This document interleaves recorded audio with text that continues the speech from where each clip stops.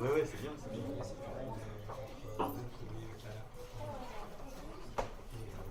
Alors, je vous propose que l'on s'installe pour la suite de cette journée. Et je vous dis deux mots, même si ceux qui étaient là ce matin, vous avez déjà entendu une petite présentation de Roberta Trapani. Mais je vous rappelle que Roberta Trapani travaille depuis plusieurs années sur les environnements d'art singulier, d'art brut, leur patrimoine, leur sauvegarde, et c'est un des sujets qu'elle va développer dans le travail. Elle effectue en ce moment une thèse à l'université Paris-Ouest avec l'université de Palerme sur justement le patrimoine irrégulier, sa sauvegarde et sa réception par le public. Donc je pense qu'on est vraiment dans une alternance de sujets qui est particulièrement intéressant par rapport au thème que l'on veut développer dans le cadre de cette collaboration entre la collection de l'art brut et le forum d'architecture. Donc Roberta. Alors bonjour à tous, déjà... Tu es gênée par le son? Ouais. Mais je vais couper. Je suis désolé. Bon, voilà. Déjà, je vous remercie. Je remercie l'équipe du phare. Je suis désolé. Mais avant, tout à l'heure, il y avait la musique aussi. Non, on l'avait coupé justement. Voilà, alors merci beaucoup à l'équipe du phare. Merci à la collection L'Art Brut de m'avoir invité. Alors, c'est au début des années 1930, que Jacques Brunus, poète et cinéaste, fait découvrir au groupe surréaliste une étonnante production architecturale d'un facteur rural d'Autrive, Ferdinand Cheval. Depuis cette date, un long processus de reconnaissance artistique investit des objets immobiliers similaires que vous avez vus tout à l'heure pendant l'exposé de Joe Farb, et des objets qui sont similaires à ces palais idéal, qui s'appelle Palais idéal, l'œuvre de Ferdinand Cheval. Et donc, avec leur regard et leurs paroles, et leur action aussi, des artistes, des critiques, des chercheurs et des conservateurs ont contribué à faire advenir, à créer un nouveau monde de l'art. Un monde de l'art hybride, apparenté à celui de l'art brut, composé d'objets immobiliers n'ayant à l'origine aucune prétention artistique et dont le statut n'a cessé d'évoluer au gré de définition. Le passage à l'art de ces objets-lieux a graduellement entraîné leur protection, une protection qui est d'abord éditoriale, c'est-à-dire qu'on publie de nombreuses photographies de ces objets dans des revues d'art, ou bien on publie des articles à leur sujet, et ensuite une protection, une sauvegarde, une protection patrimoniale et muséale. En qualifiant esthétiquement ces créations d'amateurs de monuments historiques ou d'œuvres d'art, en les incluant dans le classement patrimonial, on leur offre souvent leur seule chance de vie. Comme on a vu, c'est des objets très fragiles. Et cependant, pour permettre cette protection, on est souvent obligé de morceler ces objets ou de les déplacer en les coupant de leur contexte d'origine. Là, par exemple, vous avez les totems de Théo Wiesel qui étaient installés dans une rue en Belgique, à côté de sa maison. Ces totems, pour être sauvegardés, pour être conservés, ont été déplacés à l'intérieur du musée de Villeneuve-d'Ascq du Lam. Donc il y a une décontextualisation. Ou bien, donc, il y a ces types de conservation dans un musée, ou bien si on le conserve in situ. Bon, la conservation in situ, c'est assez rare, mais c'est la plus souhaitable. On tente quand même à les institutionnaliser en modifiant leur caractère gratuit, performatif, processuel et relationnel qui constituent leur particularité. L'artification de pratiques hors normes, hors système, implique en effet un processus de transformation, un processus complexe de changement de trois registres de valeurs: éthique, esthétique et économique. Pour comprendre en quoi consiste ce glissement, ce changement, Je vais d'abord évoquer quel est le sens, à mon avis, le sens premier de ces égo-musées, on les appelle aussi égo-musées, des musées personnels au sein de la société et de la grammaire spatiale contemporaine, pour me pencher après sur des problématiques spécifiques liées à la postérité et plus particulièrement à leur transformation en objet de patrimoine. On va voir ensemble que s'il est possible, s'il est souvent impossible de conserver quelque chose sans l'altérer, des paramètres généraux visant à limiter cette altération peuvent effectivement être imaginés. Qu'est-ce que sont donc ces environnements singuliers, ces environnements d'outsider art environment, on les appelle souvent. Il s'agit à l'origine de très modestes lieux de vie qui, à travers des opérations pratiques et symboliques, subissent une altération. D'univers domestiques, maisons, habitations, ils sont transformés en univers esthétique, répondant à de nouvelles exigences de la part de leurs auteurs. Les auteurs de cette transformation matérielle et du déplacement aussi de sens qui s'ensuit sont les habitants mêmes, des artistes autodidactes particulièrement inventifs qui choisissent de consacrer tout leur temps à la transformation de leur espace de vie. Ils interviennent dans un espace situé souvent entre la clôture de leur jardin et la façade de leur maison. Ces non-professionnels de l'art et de l'architecture procèdent en utilisant, comme on voit ici, ça c'est très évident, ils utilisent des objets naturels ou bien des résidus industriels qu'ils assemblent et transforment pour donner forme aux images de leur mémoire et réinventer ainsi leur bagage culturel. Un glissement de sens se produit alors. Des choses immondes, des immondices en fait, c'est de la poubelle finalement, souvent, s'échangent en héritage aux multiples possibilités plastiques et expressives. Ils utilisent un outillage rudimentaire et jouent avec les différents matériaux, les différents procédés qu'ils inventent ou réinventent, donnant forme à des artefacts, des sculptures, des peintures, des assemblages qu'ils exposent à l'extérieur de leur habitation en les déclinant sous la moindre surface disponible, en débordant parfois jusqu'à envahir l'espace public. À l'image de la coquille de l'escargot évoquée par Bachelard, c'est-à-dire la maison qui grandit à mesure de son hôte, ces sites s'évoluent en suivant le rythme de vie de leur auteur, qui les modifie quotidiennement, sans cesse, souvent jusqu'à leur dernier jour. La lenteur et la répétitivité de leur activité technique, cette pratique de routinière, n'est cependant pas chez eux synonyme de nuit, comme normalement chez nous c'est la routine, mais plutôt de plaisir, car loin d'être une activité abrutissante, elle favorise au contraire l'acquisition de compétences, l'imagination et l'innovation. Les habitants paysagistes réactivent en effet une capacité endormie de l'être humain.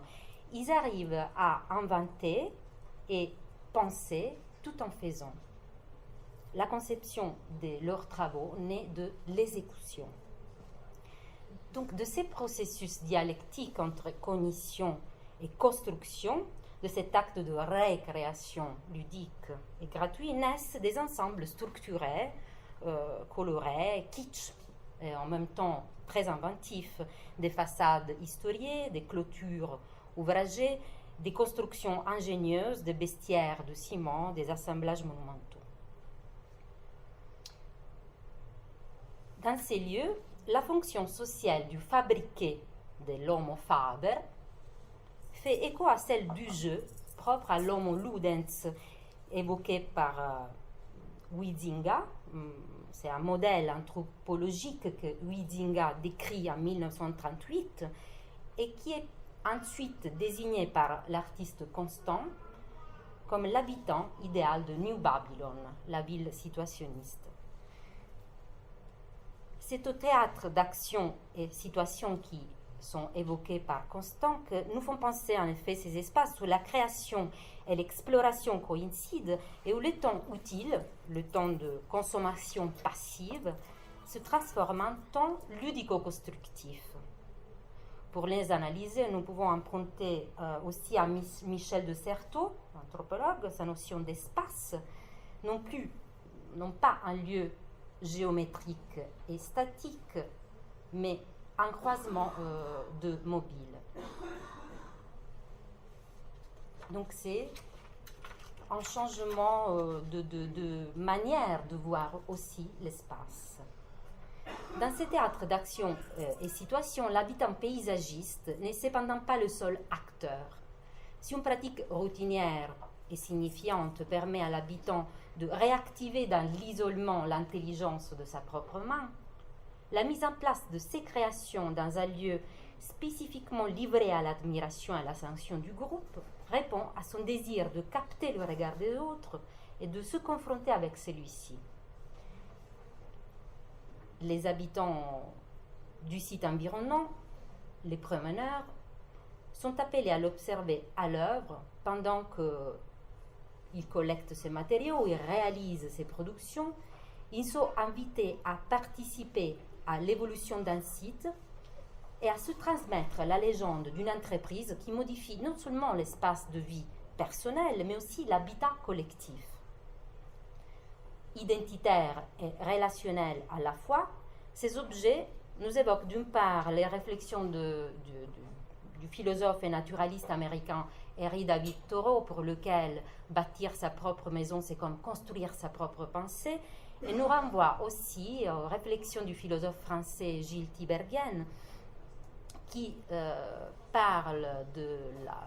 décrit la notion, qui fait référence à la notion de cabane, et qui la décrit comme une façon d'être non pas à l'abri du monde. Normalement, on pense à la cabane comme un abri, mais finalement, la cabane est aussi une manière d'être hors de soi. La façade, le jardin, les sculptures sont disposées selon des relations de coexistence par lesquelles le créateur construit et représente son identité, ou met en scène l'identité dont il rêve, ses fantasmes conscientes ou inconscientes, son image idéale. Mise en devanture à la portée du regard venant de l'extérieur, ces égaux musées sont de quelque manière cédés volontairement à l'autre. Ils font l'objet d'un don. Cet acte que, selon Jean Bazin, est en mesure de transformer même un objet usuel et ordinaire en quelque chose qui en force, une chose unique. Le système du don et du contre-don est un puissant moteur, en effet, pour cette production que l'habitant offre métaphoriquement à la communauté, qui lui sert de support et de prétexte aussi pour interagir avec le monde extérieur. Ces objets immobiliers supposent, pour prendre sens, qu'il s'établisse un dialogue entre le créateur et l'observateur. L'essentiel, leur raison d'être, est sans doute à chercher dans ces discours qui rendent possible et qui symbolisent le contre-don auquel les auteurs aspirent. S'ils cèdent à la communauté leurs objets, ils demandent en contrepartie son regard et sa parole. Un échange symbolique a donc lieu dans ces sites. Il se fonde sur ce que Michel de Certeau appelle récits d'espace, des actions narratives par lesquelles l'habitant explicite à l'observateur sa pratique organisatrice d'espace, permettant aussi au système de signes qu'il invente d'être pratiqué, parcouru et expérimenté. Cette expérience relationnelle fortifie aussi son identité, satisfaisant en même temps à son besoin d'entretenir et de raffermir les sentiments collectifs. Là, je vous ai mis quelques autres images, même si Geoffard vous a déjà amplement montré le phénomène. C'est des images plus anciennes ou plus récentes, par exemple en Italie. Bon, moi, je suis italienne, donc j'ai choisi quelques exemples italiens. Là, c'est une ancienne bergère d'origine sarde qui a été obligée de de se déplacer en Latium. Et ici, au bout d'un moment de sa vie, elle a commencé à peindre l'intégralité des murs de sa maison, qui a été donc complètement transformée à l'intérieur. Et comme on voit dans cette image qui a été prise en ma présence, vous voyez le bonheur aussi du récit, c'est-à-dire de cette volonté aussi de se raconter à travers l'espace. Mais quel est donc le sens de ces égomusées dans la société, dans la grammaire spatiale contemporaine? Donc, le paysage contemporain voit une prolifération d'autoroutes, gares, aéroports, centres commerciaux, chaînes hôtelières, maisonnettes standardisées, Club Med. Ce sont les non-lieux dont parle Marc Augé, des lieux interchangeables où l'individu reste anonyme. À leur côté, on voit aussi se multiplier des stéréotypes de typologie architecturale locale, maisonnettes standardisées, lotissement pavillonnaire, village de vacances, créant une ambiance familière et rassurante au masque vide. Après, on a les mégalomanies architecturales urbaines des archistars, constructions spectaculaires et autoréférentielles, parfois intéressantes, bien sûr, mais qui le plus souvent sont incapables de répondre aux besoins réels de la population et du territoire dans lequel elles surgissent. Cette réalité de plus en plus impersonnelle, propre à la société globale, implique une perte de lien entre l'habitant et l'espace bâti, entre l'identité d'un individu ou d'une communauté et les lieux. Entre les mailles de ce tissu bâti, épais et dépersonnalisant, les architectures irrégulières poussent et bourgeonnent telle une végétation sauvage. Elles fonctionnent comme des foyers de résistance à la standardisation et à l'anonymat. Dans ces espaces interstitiels, l'individu n'est plus le sujet passif de relations de pouvoir, de mécanismes de marché, mais un acteur capable d'expérimenter de nouvelles formes de convivialité et de créativité. Nées à l'intérieur d'un paysage et d'une culture, ces entreprises réinventent la matière, mais aussi la mémoire et l'identité d'un territoire. Ici, le créateur réactive sa carte mentale. On a parlé de carte mentale, il y a des cartes mentales qui sont exposées ici. C'est tissu de critères symboliques, métaphoriques et émotifs dans lequel l'identité d'un individu se tresse à celle de son environnement. Les auteurs de ce site que nous avons vu rendent visible leur carte mentale, invitant l'autre à la découvrir, à la parcourir. Dans ces espaces a lieu une rencontre, un échange entre l'individu et la collectivité. Différemment des non-lieux de la société globalisée, ces environnements sont à la fois identitaires, relationnels et historiques et contribuent à ouvrir aux réflexions anthropologiques sur l'habité. Ils sont alors des paysages anthropologiques, puisqu'ils évoquent en même temps la notion de lieu anthropologique que Marc Augé oppose à la notion de non-lieu, mais ils évoquent en même temps la notion de lieu anthropologique que Augustin Berg, le géographe Augustin Berg, définit comme une entité relative et dynamique où nature et société, regard et environnement sont en constante interaction. Dans ces sites, chaque objet fabriqué ou réemployé n'est pas indépendant, mais interagit avec les autres et est indissociable de l'ensemble. C'est à raison de cette importance qui est donnée plutôt à l'élaboration de relations entre les objets, donc de paysages, qu'à celle des éléments matériels, que l'architecte Bernard Lassus appelle ses créateurs habitants paysagistes.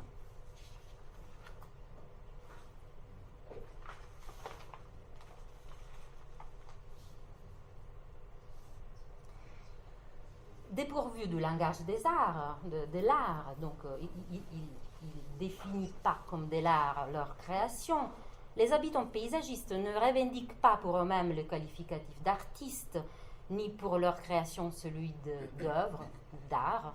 Ainsi, ils se préoccupent assez rarement de la conservation de leur production et après leur décès, celles-ci risquent de disparaître pour des raisons différentes.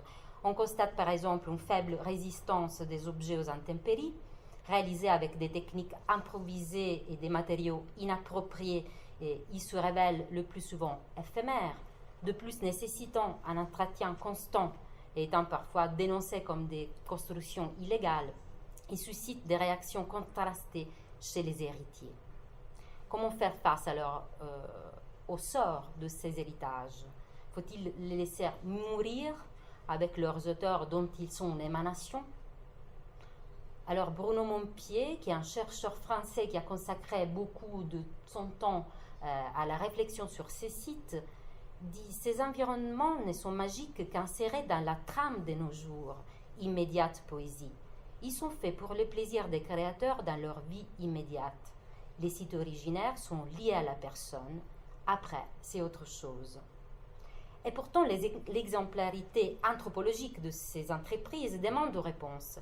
Si, en plus, on leur reconnaît une valeur artistique, le résultat est inévitablement un désir de conservation, car ce n'est pas possible de séparer ces deux aspects, art et conservation, dans notre conscience culturelle fondée sur la nécessité de la mémoire. C'est ce qui dit l'historien de l'art Eva Di Stefano. Mais quel type de conservation faut-il espérer? Comme nous l'avons vu, ce sont des entrelacements dynamiques d'objets fortement ancrés à leur territoire d'origine. Pour qu'ils ne s'étiolent pas, on devrait évidemment éviter de les morceler ou bien de le déplacer dans des collections publiques ou privées, comme cela arrive souvent. C'est au patrimoine culturel, immobilier, que va alors notre esprit. Mais le classement au titre de monument historique se révèle souvent une épée à double tranchant. Le ministre de la Culture, par le biais des directions régionales des affaires culturelles, a été amené à statuer sur le classement et l'inscription au monument historique de certains environnements singuliers.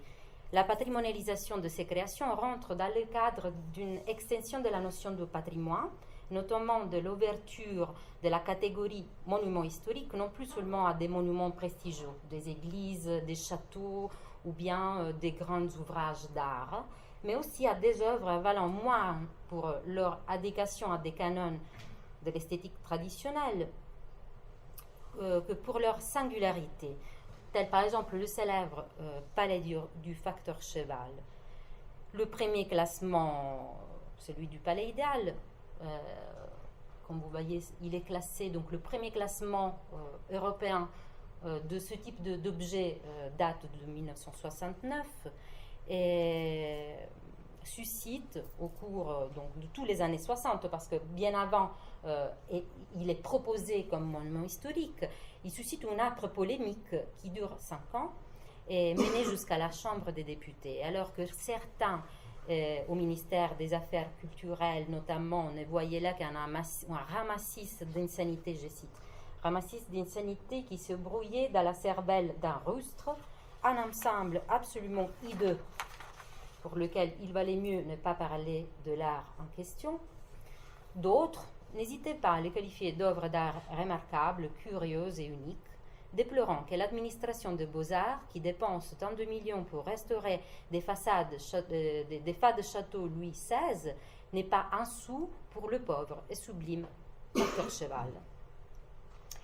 Au terme d'une guerre d'usure à laquelle participent architectes, journalistes et hommes politiques, le classement sera déterminé en 1969 grâce à l'intervention de André Malraux, et qui, aux provocations faites par ceux qui s'opposent à sa proposition de classement, répond: qu'est-ce qu'est le palais idéal? C'est le seul exemple en architecture de l'art naïf. La réponse à votre question est donc très simple. En un temps où l'art naïf est devenu une réalité considérable, il serait enfantin de ne pas classer, quand c'est nous, Français, qui avons cette chance de la posséder, la seule architecture naïve au monde, et d'attendre qu'elle se détruise. Le cas du palais idéal de Cheval-Ferrat-École en France, d'autres sites suivront au cours des années 80-90, années qui voient aussi la notion de patrimoine s'élargir considérablement et la liste des monuments classés prendre des allures inattendues. Mais ces mesures de protection accompagnées des obligations qui leur sont attachées sont mises en place non sans poser problème. Pour déterminer certains risques de la patrimonialisation des environnements singuliers, il suffit de considérer une tendance mortifère propre à toute protection institutionnelle, la muséification de l'objet protégé. C'est un processus qui comporte la régularisation et l'immobilisation de l'objet et qui tend à séparer celui-ci de son contexte. La maison bleue, par exemple, qui est un ensemble composé d'une maison d'habitation et d'un jardin dans lequel une douzaine de chapelles et moulins en miniature ont été édifiés entre 57 et 84 par Euclide da Costa Ferreira, est achetée par la ville de Dives-sur-Mer en 89, puis elle est inscrite à l'inventaire supplémentaire des monuments historiques en 91. En 2005, afin de la mettre hors d'eau, le jardin est recouvert en urgence d'un dôme en plexiglas sur lequel il reste toujours par manque d'argent. Donc, malgré les activités de l'association qui le gère et qui a même réussi à récolter des fonds pour la restauration de ces sculptures, le site reste isolé de son environnement et perd ainsi tout son sens, comme vous le voyez. Coupé du paysage duquel il s'était nourri, il finit pour s'étioler dans une vitrine. Concernant le palais idéal du facteur cheval, aujourd'hui on ne peut ne pas remarquer son excellent état de conservation, mais aussi sa progressive touristification. Après plus de 40 ans de son classement, ce site est désormais doté d'une boutique de souvenirs, de supports médiatiques branchés, d'une programmation événementielle. Il est ainsi capable d'attirer 150 000 visiteurs par an. La normalisation et la fétichisation de ce lieu, rendu visible et désirable, propre à la consommation culturelle, le dépouille de sa fonction symbolique, garante de différence et d'identité. Le plus célèbre donc des environnements singuliers se transforme petit à petit en une marchandise à échanger dans un contexte de compétition territoriale. On terminera cette courte étude de cas en évoquant celui de la cathédrale de Neuvy-du-Clocher, comportant une imposante architecture vernaculaire. Vous ne la voyez pas dans cette image. J'ai préféré prendre une photo de cette sculpture qui est dans le jardin, qui est, je trouve, une archisculpture très intéressante. Mais l'ensemble est très vaste et comporte une architecture vernaculaire avec habitation, atelier et dépendance autoconstruite et un parc de sculptures réalisé par un céramiste, Jalinard, pendant plus de 40 ans. Quotidiennement renouvelé, restauré, voire réaménagé par son auteur qui est décédé en 2010, le site est aujourd'hui inscrit à l'inventaire de monuments historiques, comme vous pouvez lire dans cette image, et pourtant il demeure dans un état de conservation alarmant. L'association qui s'occupe du lieu n'est pas autorisée en effet à remettre en état les sculptures rouillées, parce qu'il y a des sculptures aussi en fer, les mosaïques qui s'écroulent ou les toits abîmés. Bien l'association fait un long travail de documentation sur la manière d'opérer de Jalinard et qu'elle comprend parmi ses membres aussi des héritiers qui ont appris chez l'auteur ces pratiques, cette association ne peut pas reprendre le travail d'entretien constant avec lequel Jalinard pourvoyait la protection de son site. Selon la loi des monuments historiques, l'immeuble classé ou inscrit, je cite, ne peut être détruit ou déplacé, même en partie, ni être l'objet d'un travail de restauration, de réparation ou de modification quelconque, si le ministre des Beaux-Arts n'y a donné son consentement. Les travaux autorisés par le ministre s'exécutent sous la surveillance de son administration. Donc avant tout type de travaux de modification, réparation ou restauration, il est nécessaire de faire des démarches auprès du service départemental de l'architecture du patrimoine et de la direction régionale des affaires culturelles.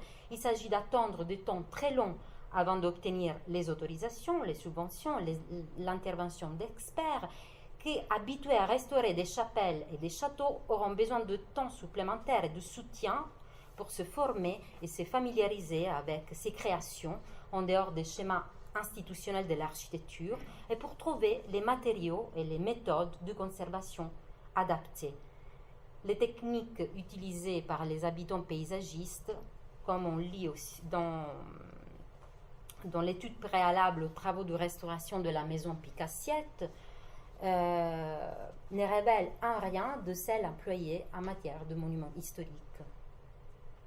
Toute démarche de conservation se révèle alors extrêmement coûteuse, complexe et rentre en collision avec le manque de souplesse et d'utile critique de la bureaucratie et décourage les municipalités et les administrations locales déjà fortement minées par des réductions budgétaires importantes. De plus, en cherchant à protéger par la labellisation, par la subvention des biens aussi éphémères et variables, le législateur se trouve pris dans une contradiction irréductible, celle entre la logique patrimoniale de l'intemporalité et de la pérennité, visant à faire perdurer certains biens dans à long terme, et la logique constitutivement contextuelle, processuelle et éphémère qui fait la particularité de ces élaborations.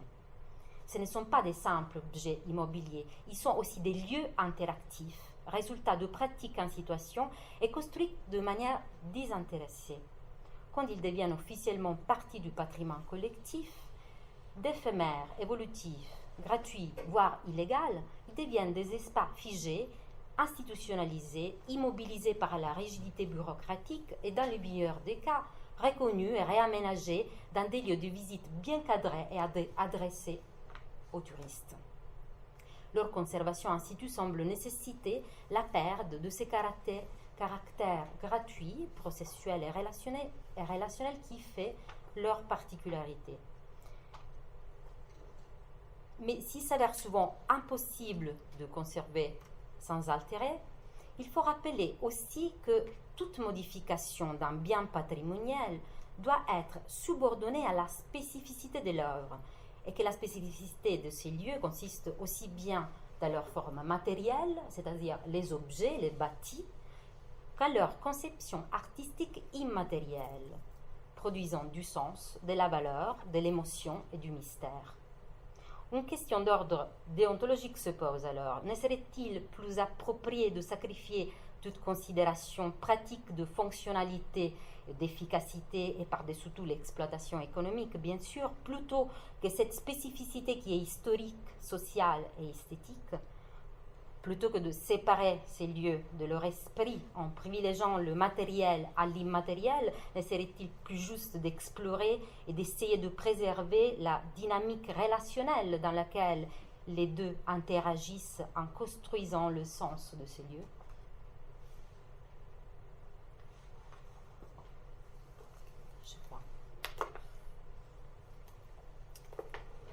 Pour limiter l'altération de ces ensembles appelés après la mort de leur auteur et pour les intégrer dans la vie contemporaine, tout en les préservant, et avant tout, à mon avis, il est urgent une prise de conscience, mais il existe aussi des stratégies à déployer. Premièrement, il faudrait mener une opération de recensement et une collecte de données, c'est que Spaces fait aux États-Unis, qu'on est en train de qu'on commence à faire en France, et jeter les bases d'un pré-inventaire qui aiderait à garder la mémoire de ces lieux, à les mettre en réseau. La documentation recueillie pourrait être diffusée progressivement sur Internet, se nourrir grâce aux informations et aux contributions du public comme une sorte de work in progress participatif. Les environnements singuliers sont difficiles à découvrir, leur documentation est essentiellement fragmentaire. De nombreuses informations demeurent dans la mémoire des gens ou dans des archives privées sous forme de photos ou de vidéos amateurs. Un inventaire participatif faciliterait donc le repérage des données tout en permettant aux citoyens, aux habitants des lieux, de contribuer à la valorisation d'héritages se trouvant dans leur territoire et de garder leur mémoire active. S'ils sont faits d'une manière précise et minutieuse quand l'auteur est encore vivant, en faisant par exemple des enregistrements sonores avec l'auteur même, les inventaires pourraient servir aussi de guide pratique et éthique à suivre après sa disparition.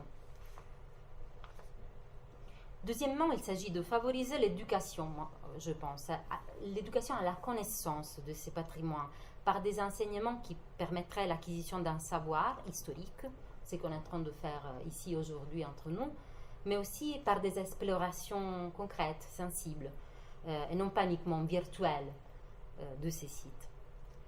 En dernier lieu, il faudrait stimuler une participation collective, au-delà de celle nécessaire à la vie de l'inventaire, en engageant ensemble experts et habitants, associations et structures administratives locales dans la réappropriation et réutilisation de ce lieu. Pour chaque site, il faudra bien sûr imaginer des approfondissements juridiques, des reformulations originelles, mais il faudrait surtout, à mon avis, renoncer au dogme de leur intangibilité et au formalisme de la restauration historique. À la muséification du palais idéal, j'oppose par exemple les cases du Rock Garden, jardin de sculpture clandestinement initié par Nek Chand à Chandigarh, un artiste autodidacte, où des subventions ont été allouées pour son expansion et son entretien continu, mené par des équipes formées sous la direction de l'artiste. Donc l'artiste transmet un savoir. Mais nous pensons aussi et surtout aux expériences menées par de nombreuses associations locales qui, dans leurs activités de sauvegarde, se préoccupent de sensibiliser et d'impliquer les communautés locales. Un exemple est celui de la maison de Camarata à Messina, maison que vous pouvez voir ici déco complète dans cette image et dans celle-ci, dans ces détails. Maison qui a été en grande partie démolie à la fin de 2007 en vue de l'agrandissement d'un parking. Donc aujourd'hui, ce qui reste est juste ce petit morceau.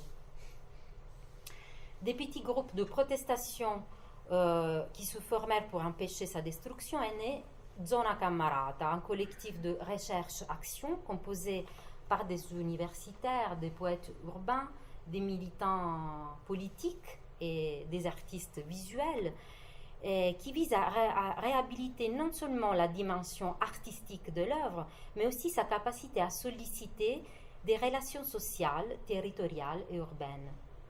Grâce à son travail de médiation entre les habitants du lieu et les institutions, une soixantaine de sculptures ont pu être sauvées, ont trouvé un espace public d'exposition, et ce qui reste de l'œuvre in situ est protégé comme un patrimoine local.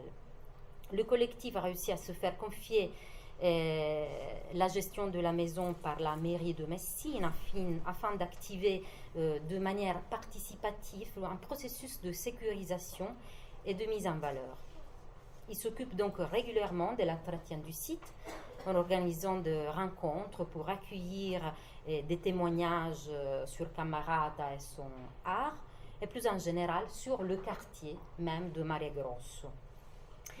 Il est aussi en dialogue avec des autres foyers de création et de recherche nés récemment dans le quartier. Donc c'est tout un réseau qui vient se créer à partir de la maison de Camarada. Les artistes citoyens ont une partie active dans les opérations de sauvegarde à travers des chantiers, comme vous le voyez par exemple dans cette image, chantiers de restauration, des sculptures ou bien de ce qui reste de la façade. Et une fois par an, Zona Camarata organise une fête publique afin de partager avec l'ensemble de la population le résultat obtenu et de renforcer ainsi l'affectif collectif autour de l'œuvre. Pareillement, les membres de l'association autour de la cathédrale de Jallinard organise tous les ans des manifestations diverses sollicitant la participation de la population locale. Ils ont reçu des soutiens, donc c'est grâce au soutien de la DRAC, de la région centre, du département du Cher, etc., qu'ils organisent ils organisent par exemple une rencontre annuelle et gratuite pensée comme une fête foraine, où des artefacts et des produits divers de l'artisanat local sont exposés et vendus, et des animations et des jeux investissent l'ensemble du site. L'association a aussi ouvert un dialogue avec le conservateur de monuments historiques de la région en question, qui, constatant l'état alarmant de conservation du site, se montrait ouverte à trouver ensemble des méthodes de protection adaptées. Une étude de conservation donc préventive est en train de se faire et qui permettra de repérer les risques et les fragilités spécifiques de l'œuvre, donc une étude spécifique, mais ce qui est plus intéressant est que cette étude prévoit une formation des membres de l'association qui pourront par la suite s'occuper de manière autonome de l'entretien du site. Pour conclure, nous suggérons de penser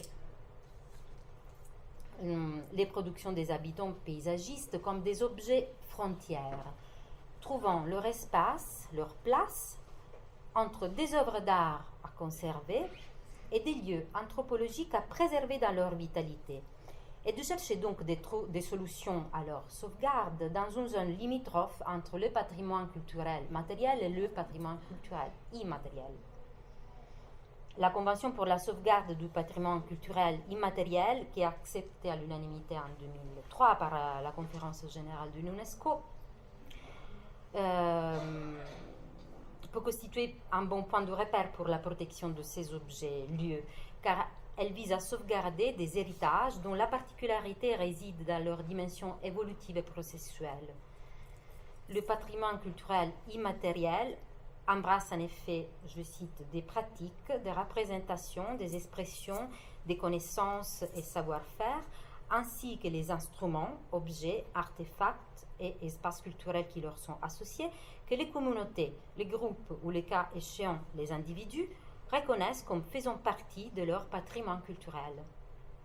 La Convention insiste sur la nature dynamique de ce patrimoine fait d'objets et de pratiques, en l'envisageant comme un processus plutôt que comme un produit.